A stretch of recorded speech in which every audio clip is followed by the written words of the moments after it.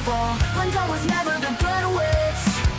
Gossip and spreading rumors will be your downfall. She threw her into the dead ditch. Jealousy makes you lose everything, that's the cost. How about you just stay in the land of the lost? Besties with the witch of the west. Hate on us, but you're still obsessed. Getting me to be the big bad villain, babe, go get a psychoanalysis. Because I know I'm one in a million, but it's fine, I'll be your protagonist. You're talking too much, we can all hear your whispers. Calling us wicked is a little insulting. You gave them to her, but you can keep the rest with first thoughts. Your word goes, girl, but that's just disgusting. You can call me the bad witch, but I'm not the snitch. So tell me which is which? Which is which? Which is which is which?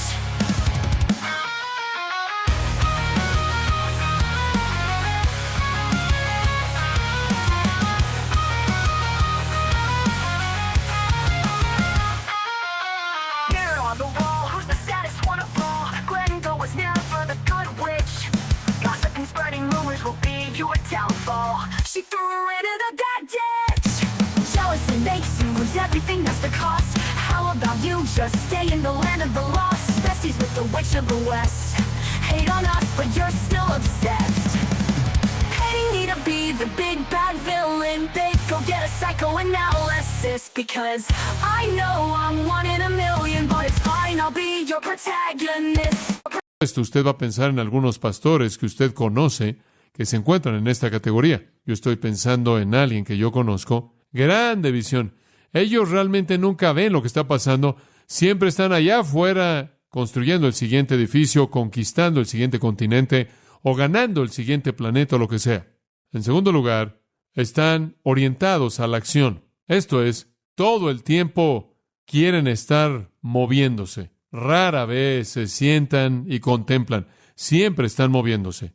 En tercer lugar, son valientes. Y si usted es un líder natural, fuerte cristiano, y usted es valiente, la gente lo llama fe. Realmente es valentía. Usted tiene la suficiente fortaleza como para hacer algunas cosas que nadie haría en muchos casos. En cuarto lugar, dicen que un líder natural fuerte tiene energía.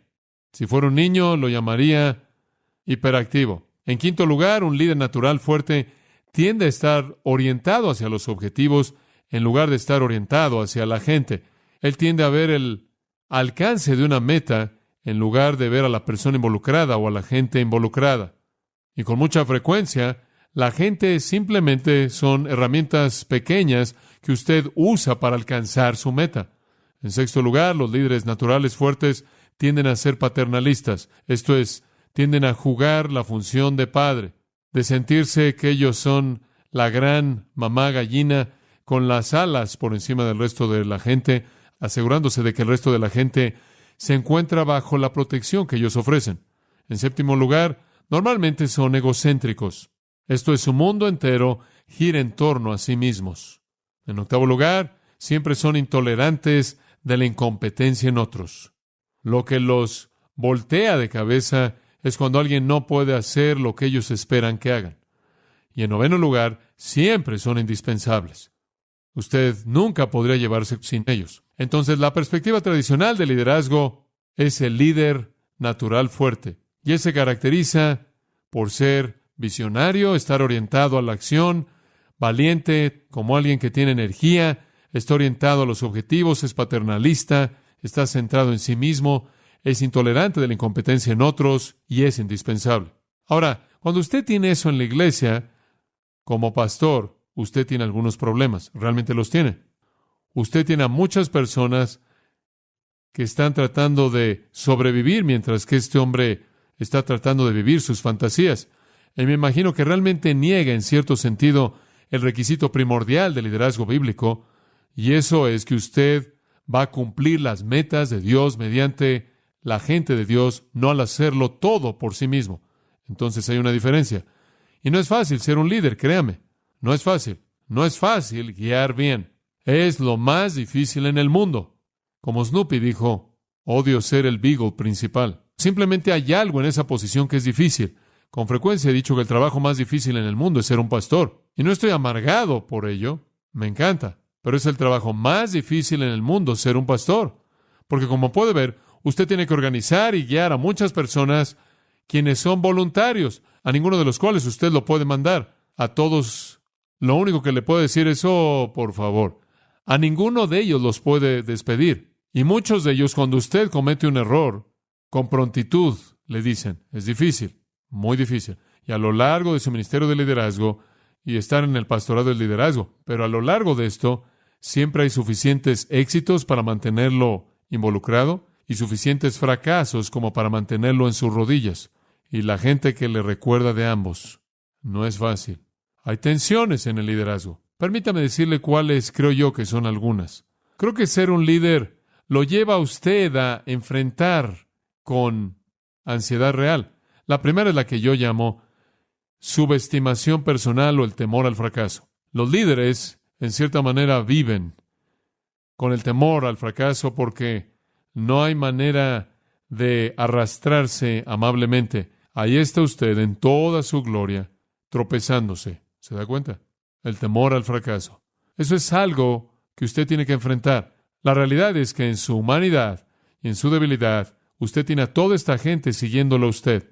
Y usted puede caer. Y usted puede fracasar. Y entonces, usted tiende a subestimarse a sí mismo y volverse temeroso. Eso es algo que usted tiene que enfrentar. En segundo lugar, creo que los líderes sufren de la tensión de no confiar en su propio juicio. Y con eso, quiero decir que algunas veces usted tiene que tomar decisiones que son bastante difíciles. Digo, algunas veces usted tiene que tomar una decisión que inclusive usted tomaría. Un amigo se le va a acercar y le va a decir, ¿qué debo hacer? Y lo colocan en una posición difícil, ¿no es cierto? Usted ahora está en la posición de líder. ¿Qué es lo que va a decir? Quizás su primer pensamiento es, hombre, no quiero decir nada porque si digo lo equivocado, entonces estoy muerto. Y entonces hay algunas personas que nunca asumen una posición de liderazgo porque tienen una desconfianza tan grande en su juicio personal. Y todos los líderes, creo yo, tienen que enfrentar eso. Es muy difícil tener confianza absoluta en su juicio. Esa es la razón por la que el único lugar en el que yo jamás querría ser un líder será en la iglesia de Jesucristo, bajo el poder del Espíritu Santo, para que lo tuviera Él como parte del proceso.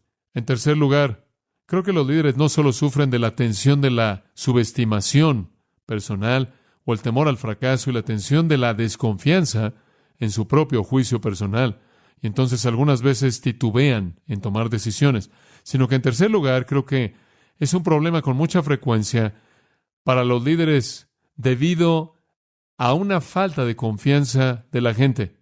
Conozco un pastor que terminó con un ataque nervioso simplemente porque él no tuvo la capacidad de darle a alguien algo que hacer y después dejar que ellos lo hicieran. Él constantemente quería supervisarlos para asegurarse de que se hicieran bien las cosas por temor de que él fuera acusado por estar haciendo un trabajo mal hecho.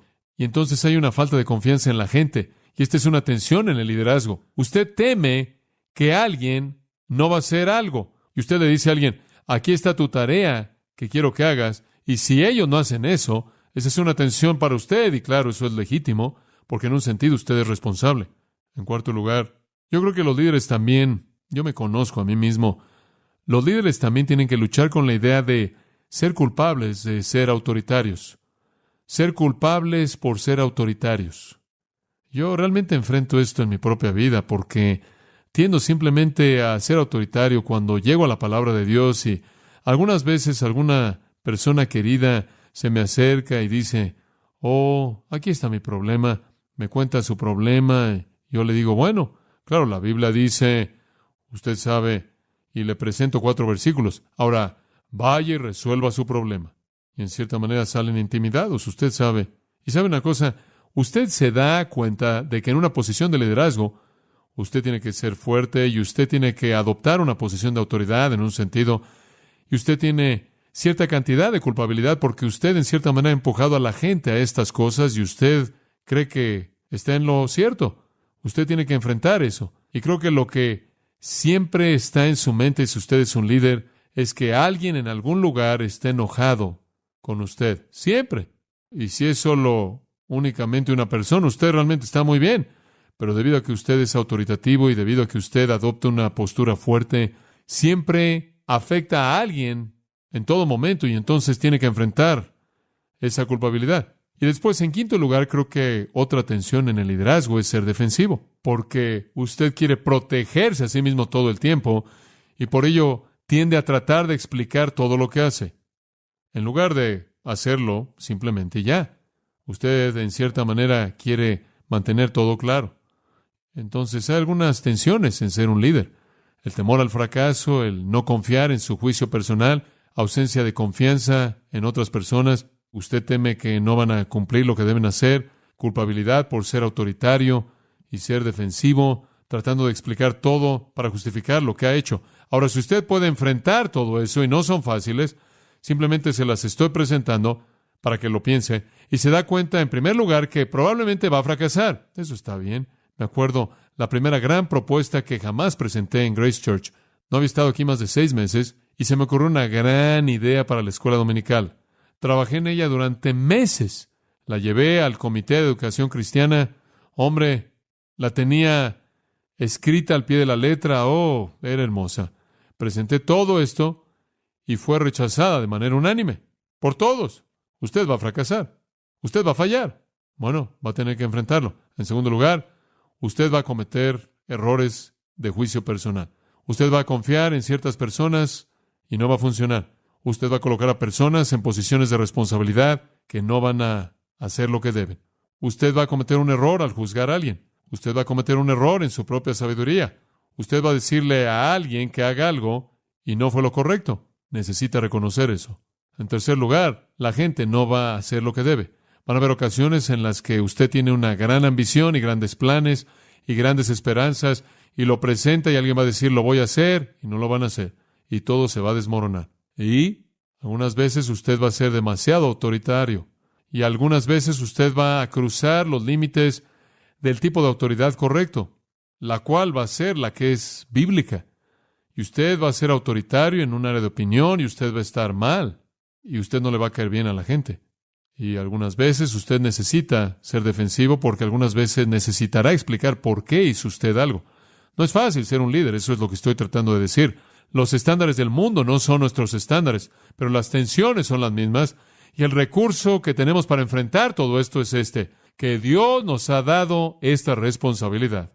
Todavía no ha habido un líder perfecto fuera de Jesucristo. ¿No es cierto eso? Todo mundo comete errores. Usted tiene que aceptar la responsabilidad con todas sus fallas y avanzar. Ahora veamos los principios de liderazgo que fluyen de este capítulo 27. Creo que realmente es emocionante. Permítame decirle lo que está pasando. Para cuando llegamos a Hechos 27, Pablo está siendo enviado a Roma. Ya por algo de tiempo, él ha sido un prisionero en Cesarea, 2 años. Él fue llevado como prisionero en Cesarea después de su tercer viaje misionero. Él regresó del mundo gentil, en donde él tuvo un ministerio maravilloso de establecer iglesias. Él regresó a las fiestas en Jerusalén.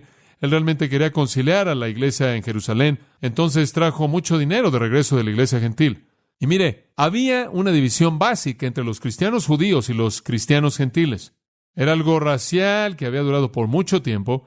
Y Pablo pensó que una gran manera en unir estos dos elementos era tomar dinero y una ofrenda de todas las iglesias gentiles y traerla como un regalo a la iglesia judía en Jerusalén para que la iglesia judía viera entonces el amor de los gentiles. Y él no solo trajo el dinero, sino que él trajo a algunos de los representantes gentiles de las diferentes iglesias con él. Entonces él llegó a Jerusalén y él hizo su mejor esfuerzo por conciliar, pero no funcionó. Y en medio de la efervescencia que surgió, en medio de toda la furia y el clamor que se estaba llevando a cabo en Jerusalén, se llevaron a Pablo como prisionero. Las autoridades, no la iglesia, las autoridades. Se lo llevaron a Cesarea y lo dejaron ahí como prisionero durante 2 años y finalmente, al final de ese tiempo, él dice, miren, este caso no va a ningún lado, yo apelo a César y él como ciudadano romano tenía el derecho de hacer eso. Él dijo, quiero que mi caso sea presentado ante César, quiero algún tipo de solución en esto, quiero algún tipo de decisión final. Y entonces él ahora está siendo transportado a Roma para que su caso sea presentado ante las cortes de César en Roma. Francamente, él no era culpable de nada en absoluto. Y entonces, conforme lo tomamos a partir del capítulo 27, versículo 1, él está en el barco listo para partir, y conforme lo vemos, Vamos a ver, fluyendo del texto, algo muy interesante. Observe, y esto es lo que sucede. Cuando el viaje comienza, el último hombre en el rango del barco es Pablo. Él es un criminal. Él es un prisionero. Él es colocado en la parte de abajo del barco sin autoridad en absoluto y punto. Hay un centurión romano, quien sería un soldado sobre 100 hombres, y debajo de él habrían otros oficiales de rango, y después estaban aquellos que eran los soldados del grupo de Augusto mismo. Y después estaba el capitán del barco, y después estaba su asistente, y después estaban los marineros. Y habían muchas personas que tenían mucho más rango por encima de Pablo. Él no conocía nada de las cosas que necesitaban conocer en particular acerca de viajar por el Mediterráneo hasta Roma. Él no conocía nada acerca de la organización y la estructura del ejército romano para que le pudieran dar una posición de liderazgo. Pero lo que es tan sorprendente es esto. Ya para cuando el barco sale del puerto y va en su viaje, Pablo se adueña del viaje entero. Y antes de que termine, él está a cargo de la vida de todo individuo en el barco. ¿Por qué? Porque un líder es un líder. Y los líderes van a subir a la parte de arriba como la crema. Y eso es exactamente lo que sucede. Y conforme Pablo, a partir de la posición de debilidad, de inferioridad, se eleva hasta la parte de arriba, vemos una por una las características de su vida. Ahora, algunas de ellas son más obvias que otras, y otras se presentan simplemente de manera implícita y de manera vaga, y voy a intentar explicarle la diferencia. Versículo 1. Cuando se decidió que habíamos de navegar para Italia, habíamos, refiriéndose a Pablo y a Lucas, sin duda, porque Lucas es el autor de los Hechos y él usa el nosotros, entregaron a Pablo y a algunos otros presos a un centurión llamado Julio, de la compañía Augusta, y embarcándonos en una nave adramitena, este es el puerto con el que se identificaba la nave, que iba a tocar los puertos de Asia, zarpamos, lo cual significa navegar, estando con nosotros Aristarco, macedonio de Tesalónica. Al otro día llegamos a Sidón. Ahora, ellos estaban en Cesarea. Sidón estaba a más de 70 kilómetros hacia arriba de la costa de Israel, no muy lejos en absoluto. Llegaron a Sidón, y esto es interesante, y Julio siendo el comandante del centurión de la compañía Augusta, tratando humanamente a Pablo, le permitió que fuese a los amigos para ser atendido por ellos. Ahora, conforme leí eso, quedé sorprendido. Pablo es un prisionero. Pablo no solo es un prisionero, él es un prisionero importante. Él es un prisionero quien es odiado mucho por la población judía en Jerusalén, y su disposición podría haber tenido ramificaciones volátiles para Roma. Él no es alguien a quien quieren suelto ahí en la tierra de Palestina. Ellos también, sabiendo que es un ciudadano romano, debieron haber sentido algo de responsabilidad por protegerlo de algunos que habrían querido quitarle la vida. Entonces él era un prisionero muy importante. Y un prisionero no es alguien a quien dejas suelto. Pero lo que me parece sorprendente en el versículo 3 es que un día después de que partieron y llegan a Sidón, Julio deja a Pablo ir a la ciudad a ver a sus amigos para ser atendido por ellos. ¡Qué impresionante! Pablo, has estado en la nave todo el tiempo. Ve a ver a tus amigos. Él es un prisionero político. Y ahí veo yo la primera característica de un líder real comenzando a emerger. Un líder es confiable. Él es confiable. De alguna manera, en un día, Pablo había convencido a Julio de que él era digno de confianza. Ahora, ¿sabe una cosa? ¿Qué le pasaba a un soldado romano que perdía a un prisionero? Perdía su vida, ¿no es cierto? Esa es la razón por la que el carcelero de Filipos sacó una espada cuando se cayó la cárcel en el terremoto y se iba a matar a sí mismo y cometer suicidio. Él pensó que el suicidio sería mejor que la ejecución romana, que vendría como resultado de que él había perdido a sus prisioneros, aun si ellos hubieran salido en un terremoto. Un soldado romano pierde un prisionero y pierde su vida. Sin embargo, aquí hay un soldado romano, Julio, y este hombre está dejando que Pablo esté suelto después de un día. Dice usted, ¿cómo es posible que él habría hecho eso? Solo de una manera. Él confiaba en él. Él confía en él. Él le permitió que fuese a los amigos para ser atendido por ellos. Hombre, eso es sorprendente. Él debe haber tenido mucha confianza. Hay algo más que veo aquí, y eso es esto. Sus amigos también debieron haber confiado en él. ¿Sabe una cosa? Habría sido fácil para ellos decir, oh, ese Pablo, él es un prisionero. Me pregunto lo que él hizo.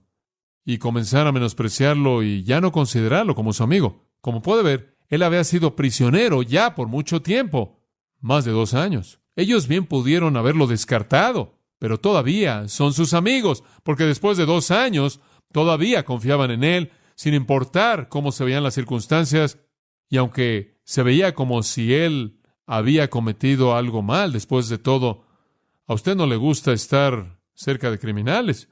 Aquí hay un centurión que confió en él en un día, y aquí hay un grupo de cristianos que confían en él 2 años después, aunque durante esos 2 años él ha sido considerado un criminal. Nunca perdieron su confianza en él, y yo creo que lo primordial con un líder es que confían en él. A usted le sorprenderá lo que la gente hace si creen en usted, si realmente confían en usted. Padres, realmente les sorprendería lo que sus hijos harían. Aquellos de ustedes que enseñan una clase o guían un estudio bíblico, aquellos de ustedes que tienen alguna responsabilidad de liderazgo en su negocio o en cualquier otro lugar, les sorprendería lo que la gente haría si confiaran en ustedes. Dice usted, bueno, ¿qué estás diciendo, John? Estoy diciendo esto. Y voy a traducir la palabra confianza en un concepto para usted. Ellos tienen la confianza de que usted todavía tiene los mejores intereses de ellos en el corazón de usted. ¿Sabe usted lo que Julio creyó? Si yo puedo ver esto en el texto, Julio creyó que Pablo nunca haría algo que resultaría en que Julio fuera lastimado. ¿Escuchó eso? La gente confiará en un líder cuando creen que ese líder tiene los mejores intereses de ellos en el corazón del líder. Y yo creo que lo que realmente está diciendo es que si usted realmente va a guiar, usted tiene que guiar desde el punto de vista de ser un siervo. Pablo dice en 1 Corintios 4, cuando todo ha sido hecho y dicho, que se ha dicho de nosotros que fuimos los superetes de Cristo, los remeros de tercer nivel de galeón, que se ha dicho de nosotros que fuimos siervos. 1 Corintios 3 dice, ¿qué somos sino siervos? Jesús dijo, aún yo no vine a ser servido, sino ¿a qué? A servir el ministerio. Como puede ver, usted guía desde el punto de vista del servicio y la gente cree que usted busca los intereses de la gente y ellos van a confiar en usted. Tan pronto como la gente comienza a creer, ahora escuche esto, tiene a usted en su corazón, van a dejar de confiar en usted. Comenzarán a sentir que están siendo usados para que usted alcance sus propios fines.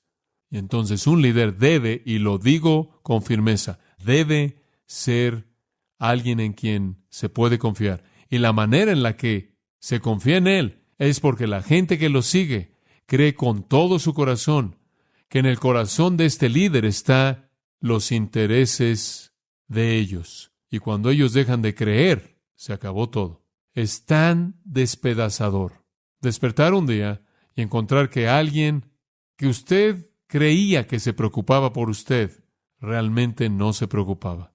¿Sabe una cosa? En mi certificado de ordenación tengo el primer nombre ahí, el nombre del primer hombre que firmó mi ordenación. Me dio una palmada en la espalda, estrechó mi mano. Felicidades, joven, Dios te va a usar.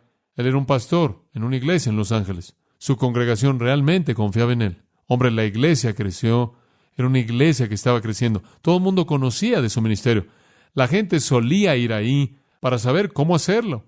De pronto un día se descubrió que él había estado teniendo relaciones ilícitas con no menos de 5 mujeres diferentes. Y ¿sabe una cosa? Todas esas personas se dieron cuenta de que él estaba satisfaciendo únicamente los deseos de un corazón, y ese era el de él, a expensas de su familia y su iglesia entera. Él no se preocupaba por ellos. Él, de hecho, negó la fe, dejó el ministerio y terminó enseñando filosofía en la Universidad del Sur de California. Creo que todavía él está ahí. Él no pensaba en los intereses de ellos, y el día en el que ellos lo descubrieron, se acabó. Como puede ver, debe poderse confiar en un líder. Y para ser alguien en quien se pueda confiar, debe ser alguien en quien se puede creer, porque usted tiene el corazón de un siervo. En Mateo capítulo 20, versículo 25, Jesús los llamó a él y les dijo, Vosotros sabéis que los gobernantes de los gentiles ejercen dominio sobre ellos. ¿Se da cuenta? Y aquellos que son grandes ejercen autoridad sobre ellos. ¿Se da cuenta? Él dice, hombre, ¿saben ustedes cómo los líderes gentiles lo hacen? ¡Wam! Usan autoridad. Son dictadores. Observe el versículo 26. Pero no será así entre vosotros. Todo aquel que sea grande entre vosotros sea vuestro ¿qué? Siervo. El que quiera ser el primero entre vosotros sea vuestro servidor. Como el Hijo del Hombre no vino para ser servido, sino para servir y dar su vida en rescate por muchos. ¿Ve usted la diferencia? El liderazgo del mundo es una dictadura dominante. El liderazgo del cristiano es servicio dulce. Y la gente que cree que realmente usted está pensando en sus intereses va a confiar en usted y seguirlo. Pablo convenció a un hombre en un día. En segundo lugar, Hechos 27. Segundo principio de liderazgo sale del versículo 4 al 10. Esto es tan fascinante, vea esto. Y haciéndonos a la vela, esta es después de una pequeña visita en Sidón. Esta historia se vuelve fascinante conforme avanzamos. Y haciéndonos a la vela desde allí, navegamos a Sotavento de Chipre. No voy a tratar con todos los términos náuticos, simplemente queremos entender el punto principal. Usted puede escuchar los sermones de Hechos 27. Hicimos eso. Y haciéndonos a la vela desde allí, navegamos a Sotavento de Chipre, porque los vientos eran contrarios. Habiendo atravesado el mar frente a Cilicia y a Panfilia, la costa del sur de Galacia, arribamos a Mira. Incidentalmente, Mira era un puerto importante que servía a las naves egipcias, y Egipto era el granero de Italia. Y entonces habían muchas naves que allí eran cargadas de grano que se transportaba de Egipto a Italia. Entonces llegaron a Mira, ciudad de Licia, todo ese territorio en la parte sur de Galacia, en Asia Menor y demás, esa área. Y hallando allí el centurión, este es Julio, el que es mencionado en el otro versículo, y hallando allí el centurión una nave alejandrina que zarpaba para Italia, nos embarcó en ella. Tuvieron que haber tenido ahí una transferencia para encontrar una nave que iba más hacia el oeste a Italia. Nos embarcó en ella. Navegando muchos días despacio, llegando a duras penas frente a Gnido, porque nos impedía el viento, navegamos a Sotaventa de Creta, frente a Salmón, y costeándola con dificultad, llegamos a un lugar que llaman Buenos Puertos, cerca del cual estaba la ciudad de Lasea. Ahora, todo eso simplemente para decir que están progresando más bien lento, que parecía que ellos simplemente no podían ir demasiado lejos, y que se detenían todo el tiempo.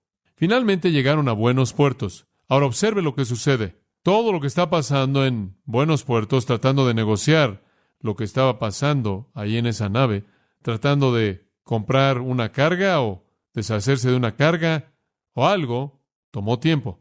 Y entonces, en el versículo 9, y habiendo pasado mucho tiempo y siendo ya peligrosa la navegación, por cierto, esto quizás fue en mi cronología, en algún punto entre el 14 de septiembre y el 11 de noviembre, la cual era la temporada peligrosa para navegar en el Mediterráneo, en algún punto en lo que conocemos como el otoño, por haber pasado ya el ayuno.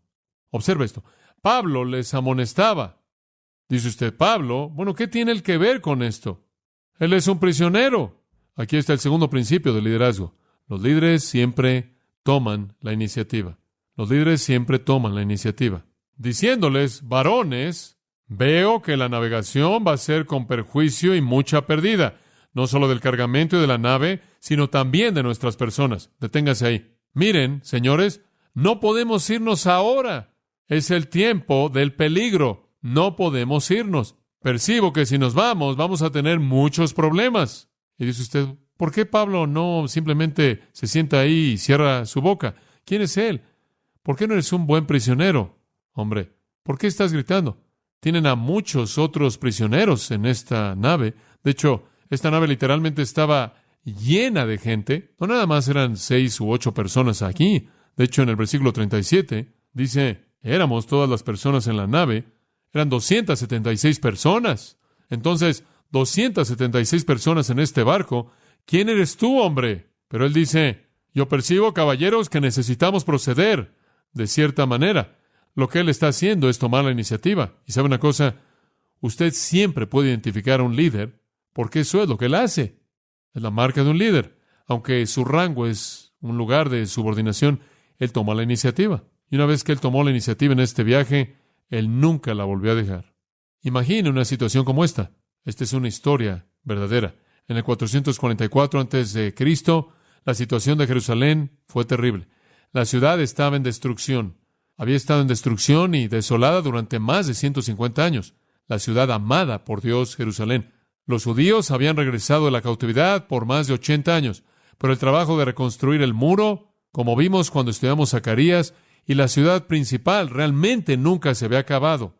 Pero hubo un hombre llamado Nehemías, y Nehemías tomó la iniciativa. Nehemías estaba por ahí todavía en Babilonia, y él se dijo un día a sí mismo, tengo que ir ahí y hacer algo por eso. Tomó la iniciativa. Ahora, permítame darle 5 principios de tomar la iniciativa. ¿Cómo lo hace usted? Principio número 1, vamos a usar Nehemías. Lea el libro de Nehemías y usted lo verá todo ahí. En primer lugar, Nehemías, y aquí está el primer principio de tomar la iniciativa, él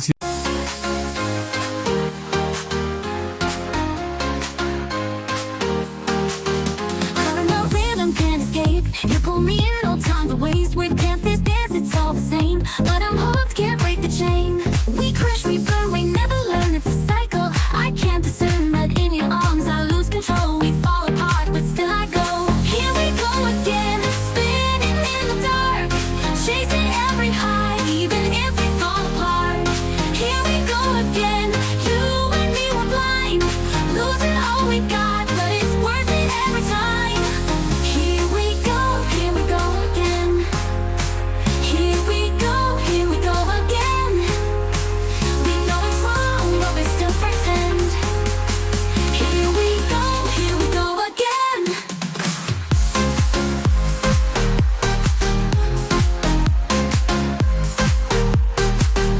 You're my habit, my sweet mistake. Can't resist, it's all it takes. No future clear, just the now. But in the fire, we're burning out. We crash, we burn, we never learn. It's a cycle. I can't discern, but in your arms, I lose control. We fall apart, but still I go. Here we go again, spinning in the dark, chasing every high, even if we fall apart.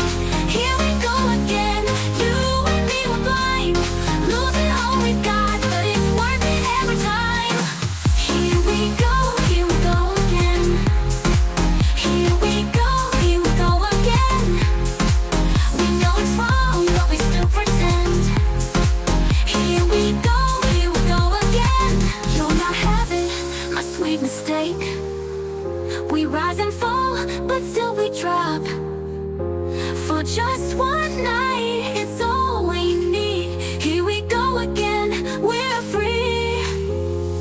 Here we go again, spinning in the dark, chasing every high, even if we fall apart. Here we go again, you and me were blind, losing all we've got, but it's worth it every time. Here we go again. Here we go again. We know it's wrong, but we still pretend. Here we go again.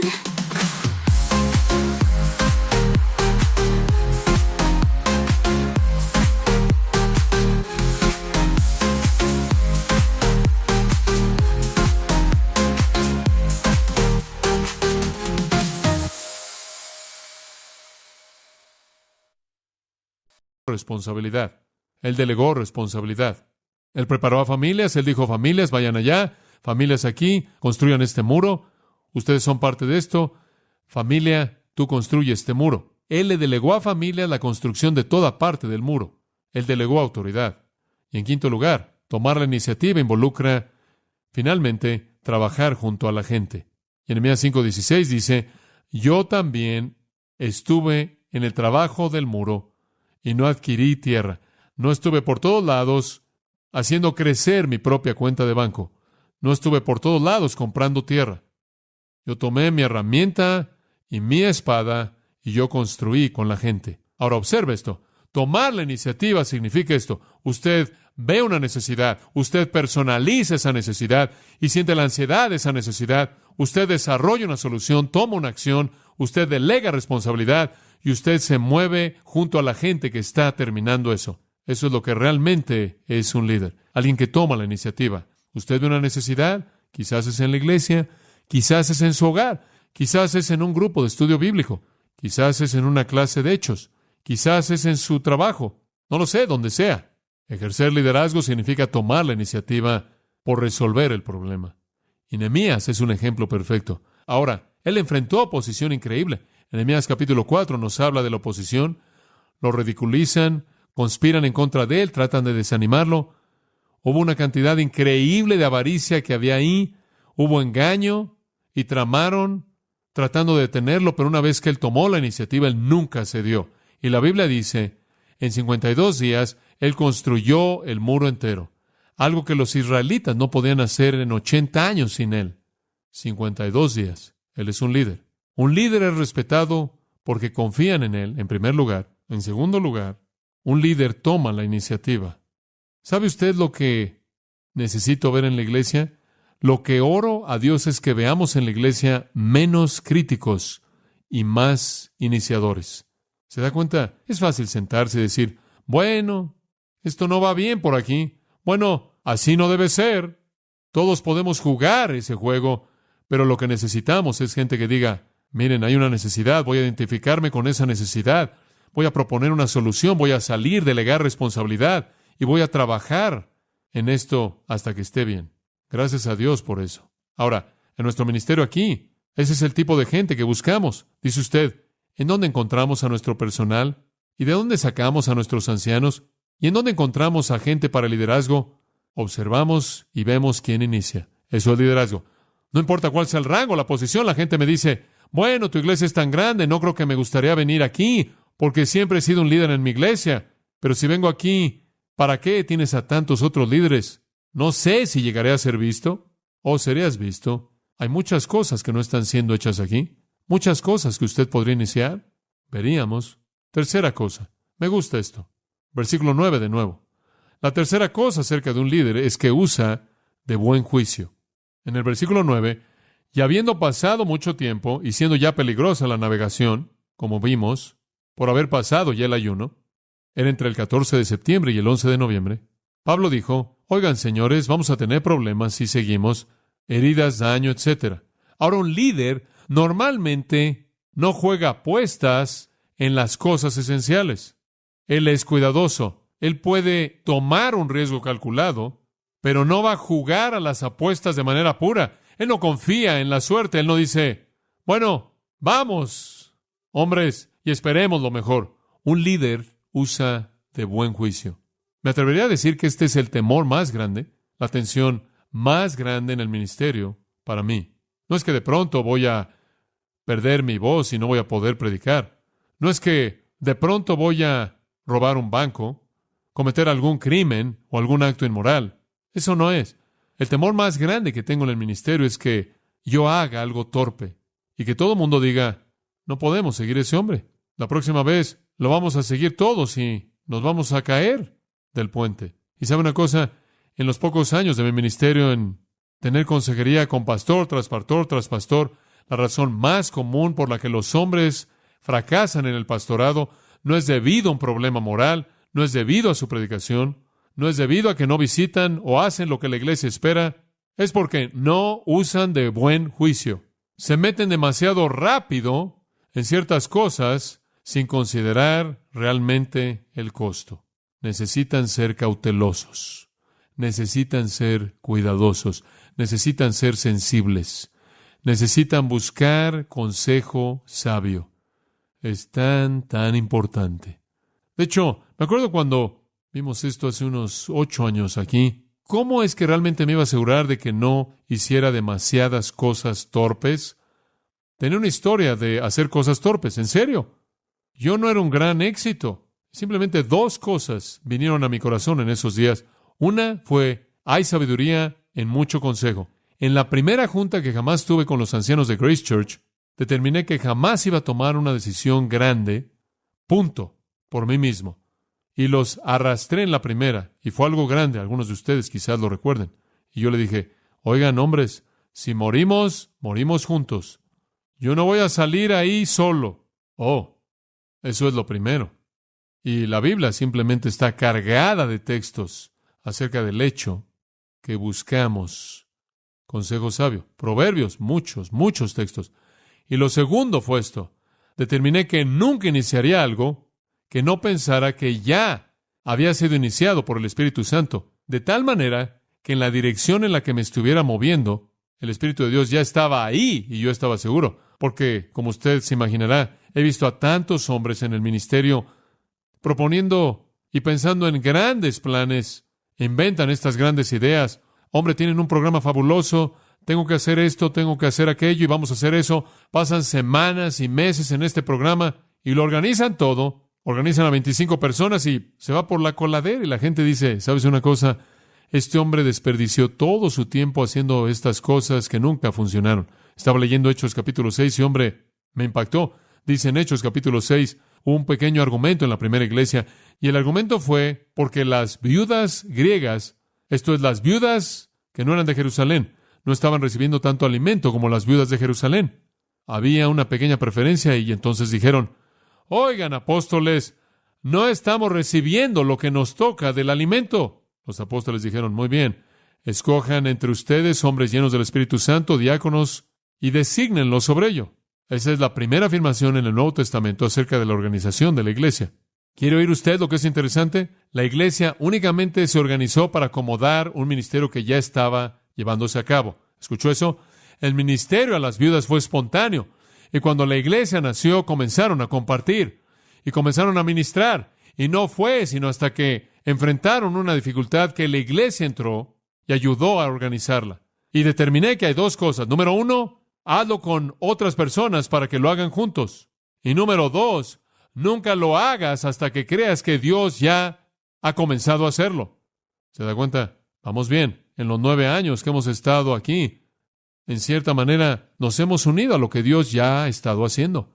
Usted tiene que usar algo de sabiduría, algo de juicio sano en el liderazgo. Y pienso en otra cosa. La gente siempre me dice, bueno, John, si vas a una iglesia a pastorear y vas a un estudio bíblico, una clase o algún tipo de ministerio, y simplemente no hacen las cosas como deben hacerse, ¿qué vas a hacer? ¿Acaso no entras ahí y lo volteas y lo tomas del cuello y usted sabe? No. Siempre digo, simplemente métete ahí y con mucho amor y gentileza comienza a enseñar los pasajes de las Escrituras que se relacionan con el asunto hasta que Dios comienza a operar en los corazones. Y deja que Dios lo cambie a través de la palabra. Use de buen juicio. Como un líder, a usted no se le permite cometer demasiados errores sin que se derribe la confianza. Entonces, un líder es alguien en quien se puede confiar. Un líder toma la iniciativa y un líder usa de buen juicio. En cuarto lugar, Pablo usó de buen juicio aquí. Creo que ni siquiera tengo que explicar eso es obvio. Pero entremos un poco más en la narrativa. Versículo 11. Pero el centurión daba más crédito al piloto, literalmente en el griego el piloto, y al patrón o capitán de la nave, dos personas diferentes quizás, que a lo que Pablo decía.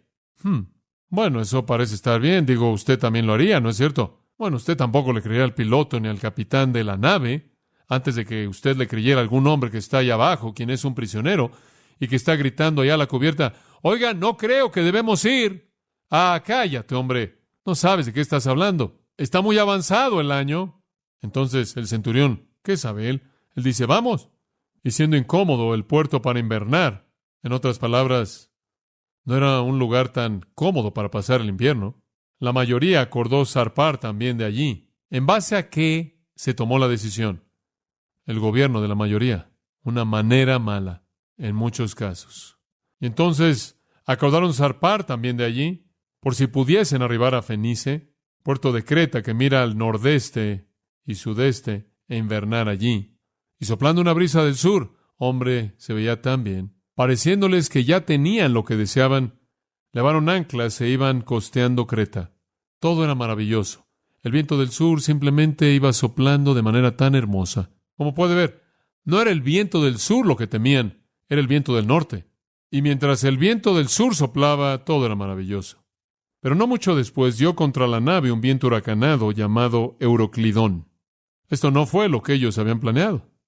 Esto es exactamente lo que Pablo esperaba. Como puede ver, él sabía, él fue sabio, él usó de juicio cuidadoso. Y siendo arrebatada la nave, y no pudiendo poner proa al viento, nos abandonamos a él y nos dejamos llevar. En otras palabras, no podían pelear contra el viento para mantenerse en curso. Simplemente dejaron que el viento llevara la nave. Y habiendo corrido a sotavento de una pequeña isla llamada Clauda, con dificultad pudimos recoger el esquife, y eso significa el bote salvavidas. Había un bote salvavidas y tuvieron dificultad en asegurarlo. Solían arrastrar el bote salvavidas detrás de la nave grande con una cuerda y no podían mantenerlo amarrado al barco. Temían perderlo, porque si usted perdía el bote salvavidas, usted estaba en muchos problemas, porque entonces si usted tenía un accidente o algo, usted no tenía manera de salir de la nave y encontrar seguridad en otra nave. Entonces lo necesitaban, pero difícilmente podían asegurarlo. Versículo 17, y una vez subido a bordo, ellos finalmente lo habían colocado a bordo, usaron de refuerzos para ceñir la nave. Ahora esta fue una costumbre antigua, y lo que era ceñir la nave es que tenían estas cuerdas grandes que rodeaban el casco de la nave. Literalmente las colocaban alrededor del casco de la nave. Las amarraban a un torno y las jalaban, porque lo único que mantenía unida la nave eran ganchos. Y entonces ceñían la nave, literalmente jalando cuerdas para mantenerla unida para que se mantuviera firme. Porque de otra manera, simplemente se despedazaba en la tormenta. Y entonces realmente están en pánico. Subieron el bote salvavidas, ciñeron la nave y teniendo temor de dar en la Sirte. Y la Sirte, incidentalmente, es la tumba de las naves en la costa del norte de África. Ahora usted conoce la tierra de Israel y cómo baja así, y después la parte norte de África está por aquí.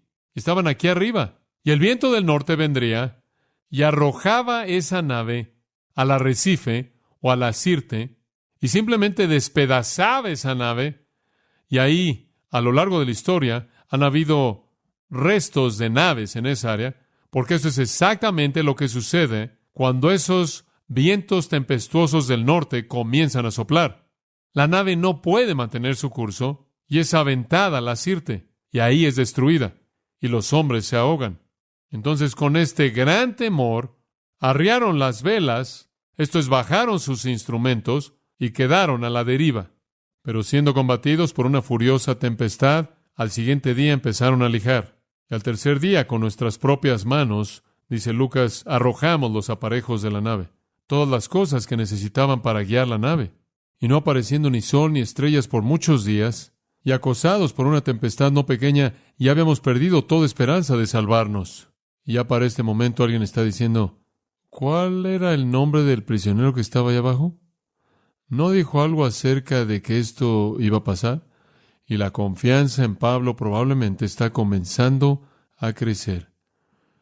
Y versículo 21, Pablo se da cuenta de que es el momento. Entonces Pablo, como hacía ya mucho que no comíamos, puesto en pie en medio de ellos, ahora de pronto ya no hay prisionero alguno, y ya no hay soldado alguno, y ya no hay marinero alguno. Hay un grupo de hombres desesperados en una nave peleando por vivir. Y Pablo se aparece y dice, habría sido por cierto conveniente, oh varones, haberme oído, ¿no de ustedes ese tipo de personas? Los quarterbacks el lunes por la mañana, y no zarpar de Creta, tan solo para recibir este perjuicio y pérdida, les dije, y él refuerza su credibilidad. Y me gusta esto. Pero ahora os exhorto a tener buen ánimo, pues no habrá ninguna pérdida de vida entre vosotros, sino solamente de la nave. Siempre me ha gustado eso. Nadie se ahogará, únicamente perderemos la nave. Sí, todos simplemente vamos a flotar allá alrededor del Mediterráneo.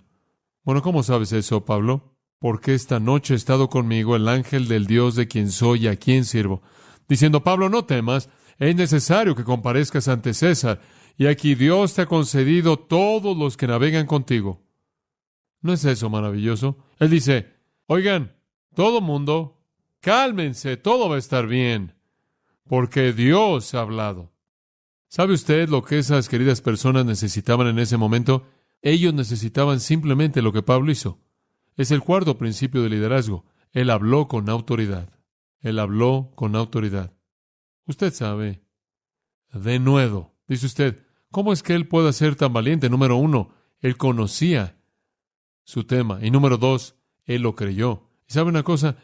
Eso es lo que usted tiene que tener en el púlpito. Eso es lo que usted tiene que tener cuando enseña la Biblia. Autoridad. En Mateo capítulo 7, versículo 29, dijeron de Jesús, habla como quien tiene ¿qué? Autoridad. Y hombre, eso era nuevo. Él conoció su tema y lo creyó. Y Pablo dice, yo conozco mi tema, Dios me dijo, y digo, esto realmente va a pasar. Y él podía hablar con autoridad. Y sabe una cosa, esa es la razón por la que puedo hablar con autoridad. Si alguien se me acercara y dijera, bueno, ¿qué piensas acerca de la situación del Canal de Panamá? De hecho, un hombre me preguntó, ¿qué crees acerca de lo que deberíamos hacer en el Canal de Panamá? Me acuerdo cuando estuve en la ciudad de Panamá una vez, los insectos están realmente fuertes ahí. Tenían estas cosas en las calles que mataban los insectos. Usted sabe, los mataba y eso es lo único que me acuerdo. No sé, supongo que no sé. ¿Qué haría? Alguien me dice, ¿qué piensas acerca de la inmoralidad? Le voy a decir lo que creo acerca de la inmoralidad. Dice aquí en la palabra. ¿Se da cuenta? Es algo totalmente diferente. ¿Por qué? Porque conozco el tema y lo creo. Porque tengo una autoridad. La gente está buscando una autoridad. ¿Sabía usted eso? ¿Qué cree usted que se habría hecho si Pablo se hubiera puesto de pie y hubiera dicho, señores, yo creo que quizás sobrevivamos? ¿Se da cuenta? Eso no ayudaría. Escuche, si usted tiene la verdad, háblela con autoridad. ¿No es cierto? No hay nada de qué avergonzarse.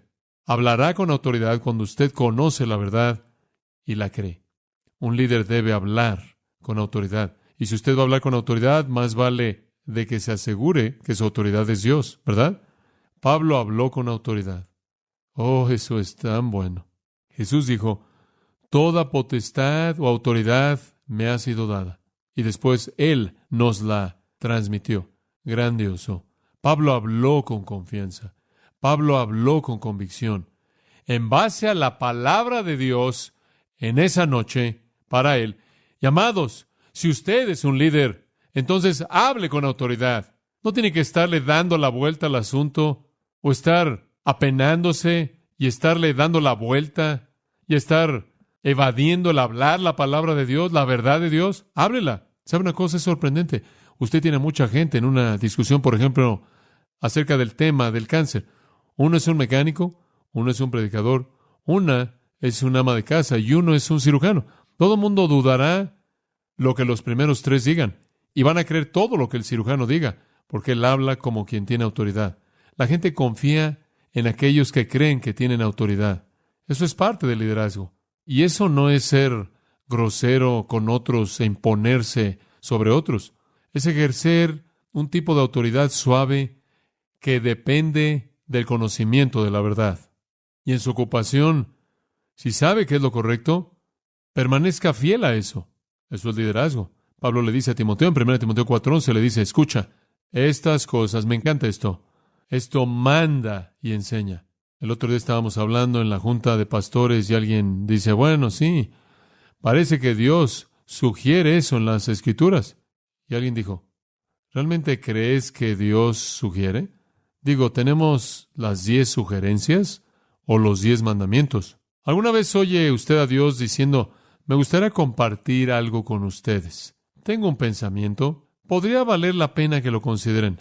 Así dice Jehová. Si es verdad en la Biblia y usted lo cree, háblelo con autoridad. Eso es liderazgo. Vayamos a un quinto principio. Al tener confianza y hablar con autoridad, es sorprendente cómo usted, en quinto lugar, fortalece a otros. Es otra característica del liderazgo. Fortalece a otros. Y sabe una cosa, esto también puede ser usado de una mala manera. Hitler hizo esto. Habló con autoridad e hizo que una nación entera sintiera que era invencible. En el versículo 22, él dice, pero ahora os exhorto a tener buen ánimo. Y sigue, y después dice otra vez en el versículo 25, por tanto, varones, tened buen ánimo, porque yo confío en Dios, que será así como se me ha dicho. Y lo que realmente sucede es que está derramando toda esta autoridad y simplemente está llegando a la gente a la que Él está tratando de guiar. Y ellos están comenzando a sentirse mejor acerca de todo. Aún en el mismo desastre, pero sintiéndose mejor. ¿Sabe una cosa? Básicamente hay 3 tipos de personas con los que los líderes tienen que tratar. Primera de Tesalonicenses 5:14. ¿Está listo para escuchar esto? 3 tipos de personas que en cierta manera tiene usted que edificar. Número 1, dice, también nos rogamos, hermanos, que amonestéis a los ociosos. El primero son los ociosos. ¿Sabe usted quiénes son los ociosos? Son la gente que no sabe dónde están los límites. Están por todos lados. Y a usted les dice, mira, amigo mío, permíteme levantar algunas rejas, algunos límites. Mira, esto es lo que es permisible. ¿Lo ves? No puedes salirte de aquí. Tengo que advertirte porque si lo haces, problemas. Entonces, amonestas a los ociosos. Y sabe una cosa, quieren vivir todo el tiempo a la orilla, corriendo hasta la orilla y jugando con todo cerca de la orilla. ¿Se da cuenta? Entonces usted tiene que trazar algunos parámetros. Después, en segundo lugar, en Primera de Tesalonicenses 5:14 dice, que alentéis a los de poco ánimo. Ahora, eso es lo opuesto. Esa es la gente que está ahí escondiéndose a la mitad por el temor de que puedan llegar a la orilla. ¿Se da cuenta?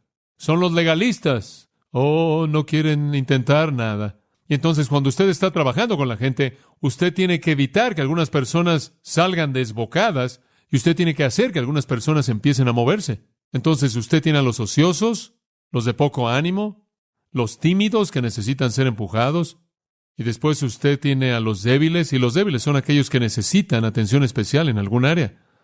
Entonces, un líder tiene que fortalecer a otros. Fortalecer a los ociosos significa trazar algunos parámetros, algunos límites. Fortalecer a los de poco ánimo significa empujarlos a que se aventuren a hacer algo. Y fortalecer a los débiles significa prestar atención especial a su debilidad para edificarlos en esa área. Y Pablo tuvo la capacidad de hacer eso mediante su gran confianza, mediante su gran valentía, fortaleció a otros. Entonces, un líder es respetado y la gente confía en él. Toma la iniciativa, usa de buen juicio, habla con autoridad, fortalece a otros.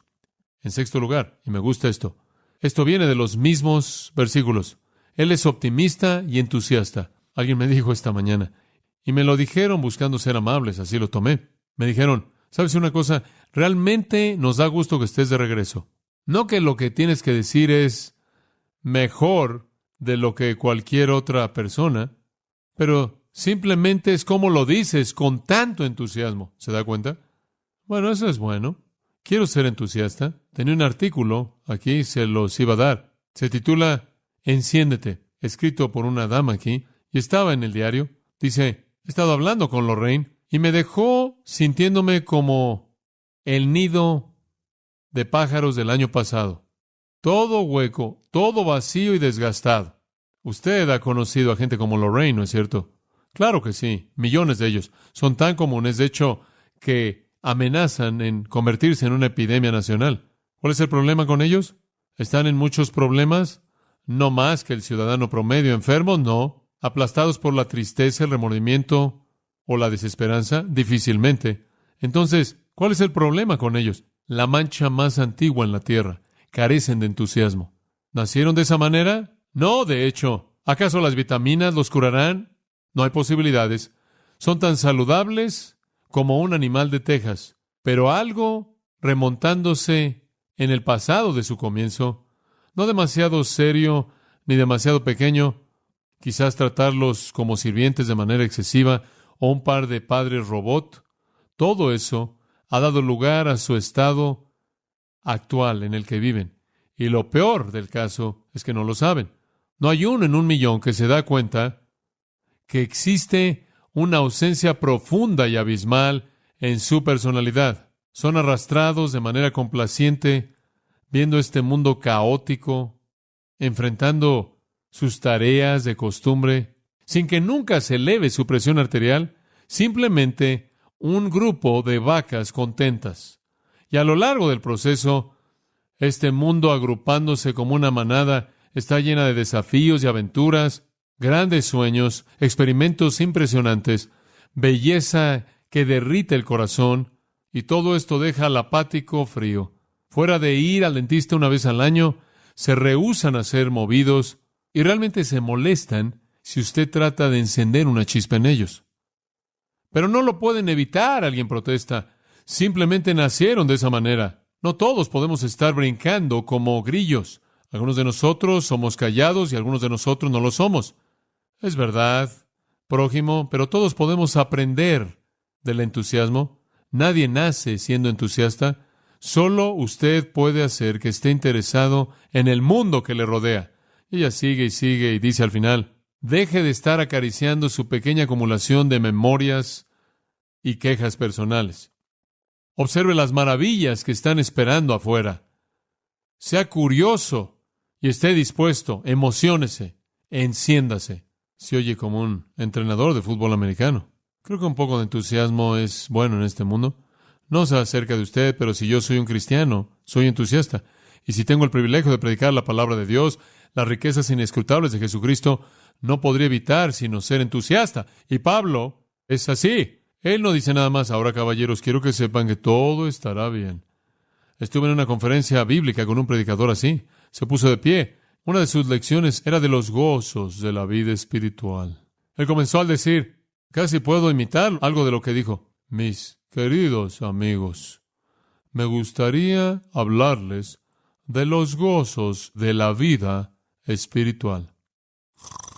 Cuando Pablo les habla, él dice, tengan buen ánimo, tengamos una fiesta aquí, emocionémonos por esto. Si usted va a guiar a alguien, más vale que sea entusiasta. ¿Se da cuenta? Eso es optimismo, ¿no es cierto?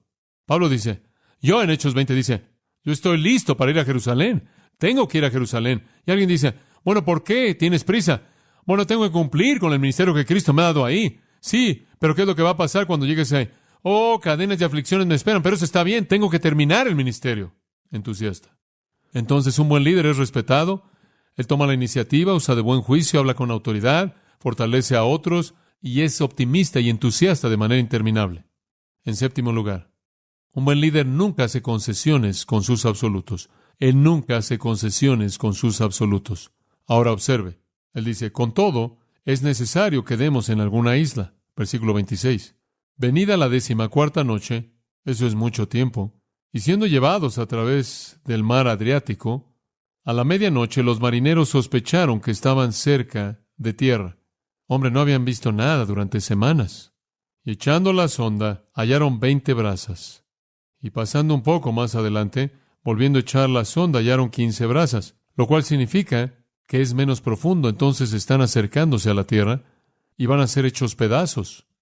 Y temiendo dar en escollos, echaron 4 anclas por la popa y ansiaban que se hiciese de día. Aventaron 4 anclas simplemente para mantener la nave sin moverse. Las aventaron por atrás, la popa, simplemente para detenerla, y ansiaban que se hiciese de día. Entonces los marineros procuraron huir de la nave, y echando el esquife al mar, en otras palabras, dejaron caer el bote salvavidas e iban a dejar la nave. Aparentaban como que querían largar las anclas de proa. Pretendiendo colocar anclas por la parte del frente de la nave, realmente están bajando el bote salvavidas para tratar de escapar. Los marineros estaban tratando de escapar. Ahora estás en muchos problemas cuando la tripulación se va. Pero Pablo dijo al centurión y a los soldados, si estos no permanecen en la nave, vosotros no podéis salvaros. Escuche, hay una regla aquí. Dios dice, todos ustedes serán salvados únicamente si se quedan en la nave. ¿Y sabe una cosa? Esos soldados cortaron las amarras del esquife y lo dejaron perderse. Y todo el mundo se quedó. Y hay un principio simple. Pablo dijo, hay una regla aquí, así es como Dios lo estableció, no podemos hacer concesiones. El liderazgo nunca hace concesiones con sus absolutos. Puede haber algunas cosas en las que usted puede negociar, pero usted nunca hace concesiones con sus absolutos. Y yo creo que toda persona tiene que determinar cuáles son sus absolutos. Cada uno de nosotros tiene que determinar las verdades de la palabra de Dios, de las que dependemos, y usted no puede hacer concesiones con ellas. Siempre existe esa tentación. La palabra de Dios enseña cierto principio acerca de algo, pero la persona es tan amable. Usted simplemente no quiere implementar la palabra de Dios. Usted no puede hacer concesiones. Tan pronto como usted empieza a hacer concesiones, usted comienza a perder su integridad, y tan pronto como usted pierde su integridad, usted pierde a sus seguidores. Usted debe determinar qué absolutos hay, usted debe determinar un estándar justo, Usted debe determinar lo que es correcto para lo que usted está guiando, lo que está haciendo usted, y nunca hacer concesiones con eso.